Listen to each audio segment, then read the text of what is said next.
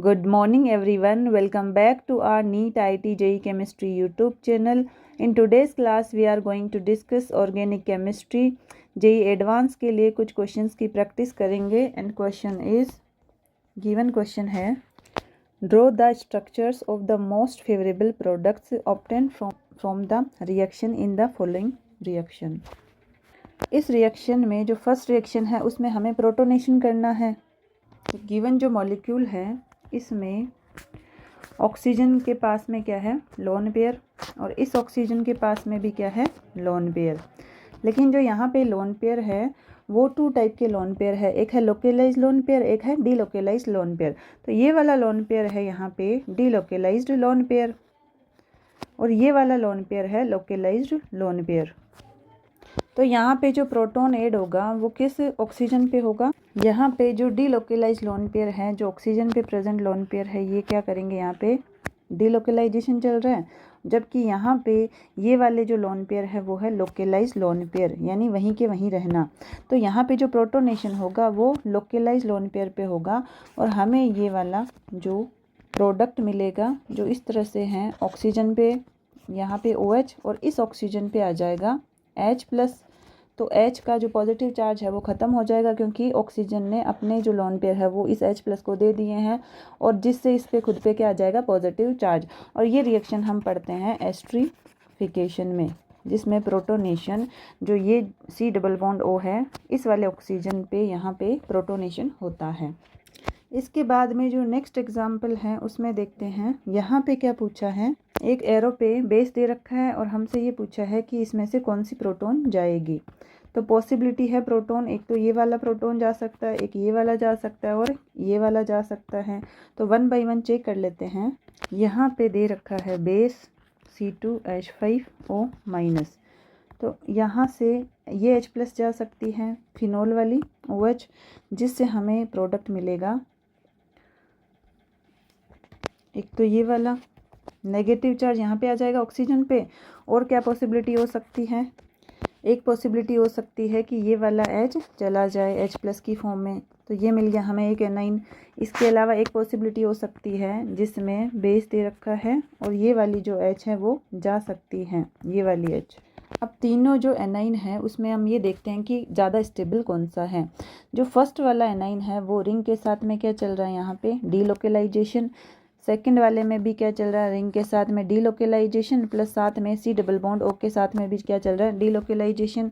इस वाले जो एनाइन है इसका भी क्या चल रहा है, डीलोकेलाइजेशन। लेकिन जो सबसे ज़्यादा स्टेबल है वो ये वाला होगा, क्योंकि यहाँ पे एक तो ऑक्सीजन जो मोर इलेक्ट्रोनेगेटिव एटम है, मोर इलेक्ट्रोनेगेटिव जो ऑक्सीजन है उसके ऊपर नेगेटिव चार्ज प्रेजेंट है।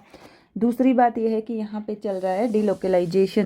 तो ये जो एनाइन है इसमें एक तो ऑक्सीजन जो है मोर इलेक्ट्रोनेगेटिव एटम है उसके ऊपर नेगेटिव चार्ज प्रेजेंट है, तो ये ज़्यादा होल्ड करता है नेगेटिव चार्ज को अगर कोई मोर इलेक्ट्रोनेगेटिव एटम है तो। दूसरी बात, ये रिंग के साथ में क्या चल रहा है, इसका डीलोकेलाइजेशन। तो सबसे ज़्यादा स्टेबल होगा, वहीं से H+ चली जाएगी, तो यहाँ पे प्रोडक्ट मिलेगा हमें ये वाला। कहने का ये मतलब है कि ये वाली H+ है वो चली जाएगी और हमें ये वाला प्रोडक्ट मिलेगा। इसके बाद में जो नेक्स्ट क्वेश्चन है वो है among the following the number of aromatic compounds is. कुछ यहाँ पे कंपाउंड्स दे रखे हैं और हमसे ये पूछा है कि इनमें से एरोमेटिक कंपाउंड कौन कौन से हैं। तो 1 बाय 1 हम चेक करते हैं। यहाँ पे अगर एरोमेटिक कंपाउंड है, कोई भी अगर एरोमेटिक कंपाउंड है, एरोमेटिक कंपाउंड, तो यहाँ जो हक्कल रूल होता है वो है, यहाँ पे जो हक्कल रूल है वो होता है 4n+2 पाई इलेक्ट्रॉन। और यहाँ जो n की वैल्यू है it starts from 0, 1, 2, 3 and so on. अगर हम n की वैल्यू यहाँ पुट करते हैं तो जो पाई इलेक्ट्रॉन है वो हमें मिलते हैं 2 pi electron, then 6 pi electron, then 10 pi electron, 14 pi electron and so on. और अगर कोई कंपाउंड एंटी एरोमेटिक है, एंटी एरोमेटिक कंपाउंड, उसके लिए देखा जाता है 4n पाई इलेक्ट्रॉन।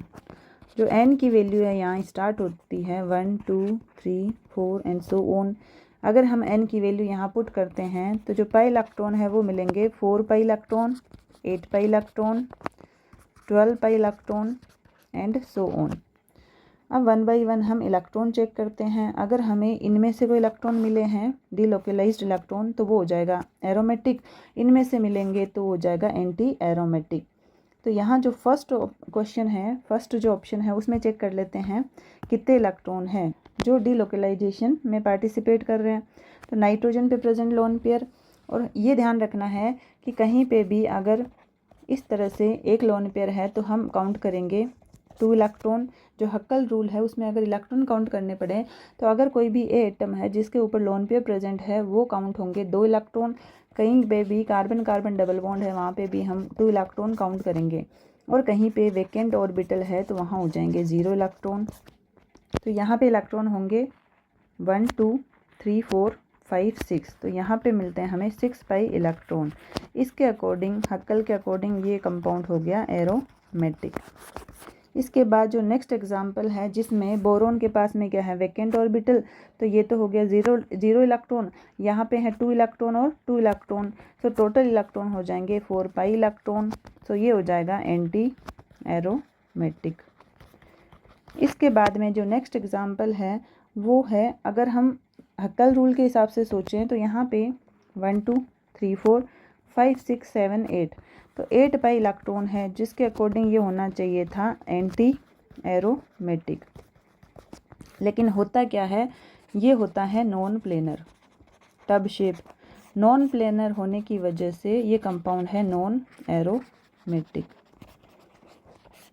इसके बाद जो नेक्स्ट एग्जांपल है, यहाँ पे इस तरह से जो कार्बन और ऑक्सीजन बॉन्ड है, इसमें ऑक्सीजन क्या होता है मोर इलेक्ट्रोनेगेटिव एटम, तो जो बॉन्ड के इलेक्ट्रॉन है वो अपनी तरफ शिफ्ट कर लेगा जिससे हमें ये वाला स्ट्रक्चर मिलेगा। ये पॉजिटिव चार्ज यहाँ पे और ये यहाँ पे पाई बॉन्ड। अगर हम इलेक्ट्रॉन काउंट करें तो इसमें इलेक्ट्रॉन काउंट करने पड़ेंगे, पॉजिटिव का लेना होता है 0 इलेक्ट्रॉन। यहाँ लिख देते हैं, अगर कोई भी कार्बन या कोई भी एटम पे पॉजिटिव चार्ज है तो 0 इलेक्ट्रॉन काउंट करेंगे। तो यहाँ पे होंगे 0 इलेक्ट्रॉन और ये है पाई बॉन्ड तो 2 इलेक्ट्रॉन, तो ये हो जाएगा 2 पाई इलेक्ट्रॉन, जिसके अकॉर्डिंग ये हो जाएगा एरोमेटिक। अब इस एग्जांपल में पेरीफ्री के इलेक्ट्रॉन काउंट करते हैं 1 2 3 4 5 6 7 8 9 10 11 12, और जब 12 पाई इलेक्ट्रॉन डीलोकलाइज्ड होते हैं तो हम उसको बोलते हैं एंटी एरोमेटिक। Anti aromatic. अब इस एग्जाम्पल में हमें ये ध्यान रखना है कि 1 2 3 4 इलेक्ट्रॉन तो है, लेकिन पास में आ चुका है यहाँ पे इस रिंग में ऐसा कार्बन आ गया है जो है sp3 कार्बन, जिससे क्या होगा रिंग में डीलोकलाइजेशन स्टॉप हो जाएगा, ये रुक जाएगा। तो जिससे ये क्या हो गया नॉन एरोमेटिक। डीलोकलाइजेशन स्टॉप हो गया जिससे ये हो गया नॉन एरोमेटिक कंपाउंड। इसके बाद जो नेक्स्ट एग्जांपल है उसमें देख लेते हैं, नाइट्रोजन पे प्रेजेंट है लोन पेयर, तो 2 इलेक्ट्रॉन तो ये हो जाएंगे 2 3 4 5 6 पाई इलेक्ट्रॉन, और 6 पाई इलेक्ट्रॉन होते हैं तो ये होता है एरोमेटिक। हमें यहाँ पे ये ध्यान रखना है कि इस तरह से नाइट्रोजन पे ये डबल बॉन्ड है और यहाँ हो अगर डबल बॉन्ड, तो ये जो नाइट्रोजन है इसके ऊपर जो लोन पेयर है वो डीलोकलाइजेशन में पार्टिसिपेट नहीं करते हैं। तो यहाँ पे भी लोन पेयर है, यहाँ पे भी लोन पेयर है, लेकिन ये डीलोकलाइजेशन में पार्टिसिपेट नहीं करेंगे। तो इस कंपाउंड में हमें जो इलेक्ट्रॉन मिले हैं वो है 1 2 3 4 और 5 और 6।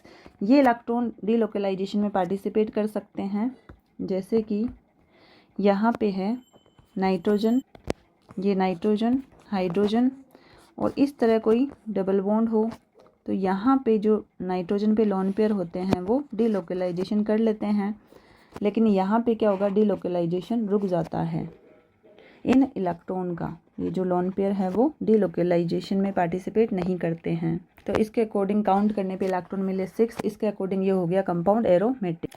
अब यहाँ पे हम देखते हैं कि एरोमेटिक कंपाउंड इनमें से कौन कौन सा है। एक तो ये हो गया 1 देन 2, इसके बाद में है ये 3, तो टोटल यहाँ पे हो गए 3 कंपाउंड जो है aromatic. So answer will be 3।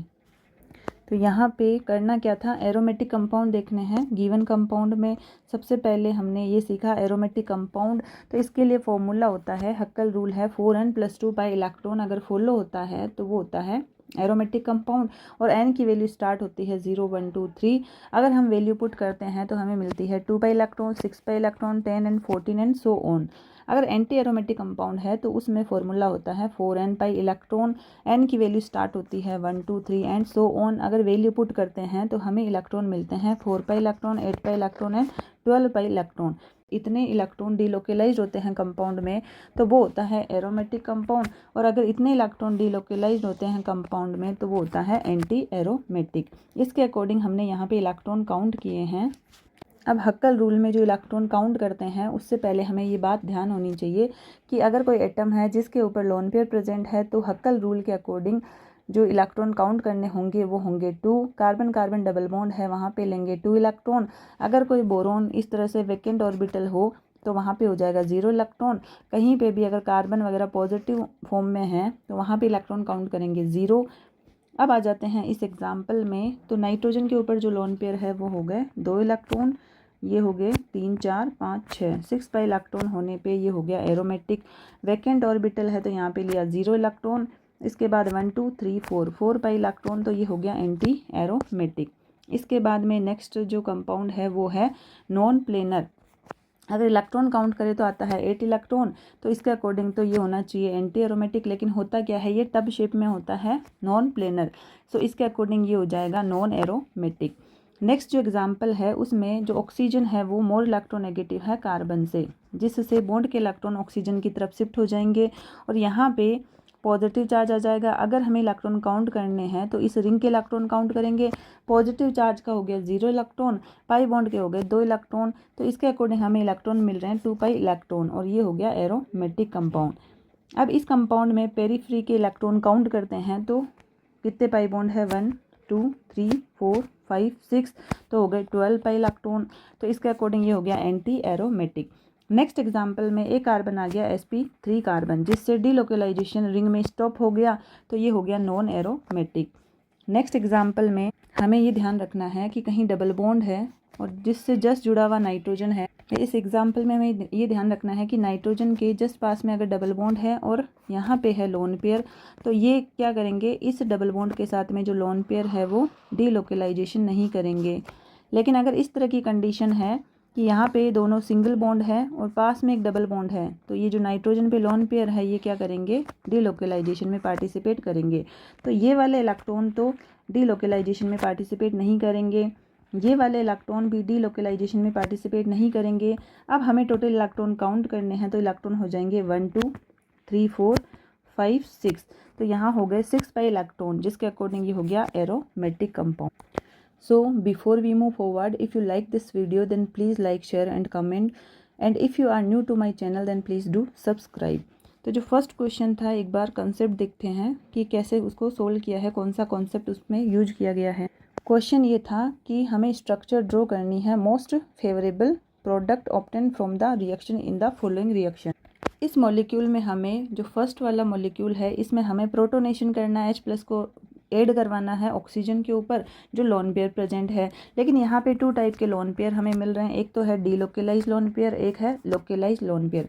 इस एग्जाम्पल में जो H+ है, अगर ये यहाँ पे प्रेजेंट ऑक्सीजन पे लोन पेयर के पास जाएं तो ये लोन पेयर इसको मिलेंगे ही नहीं, क्योंकि ये लोन पेयर कौन से लोन पेयर है, डीलोकेलाइज लोन पेयर, जो C+O के साथ में डीलोकेलाइजेशन में पार्टिसिपेट कर रहे हैं।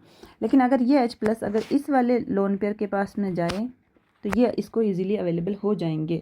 तो प्रोटोनेशन होगा C+O पे, जो ऑक्सीजन पे लोन पेयर है वहाँ पे क्या हो जाएगा, प्रोटोनेशन, और हमें ये मिल गया प्रोडक्ट। और ये रिएक्शन हम पढ़ते हैं एस्टरीफिकेशन में, जिसमें C+O ऑक्सीजन पे H+ जाके ऐड होता है।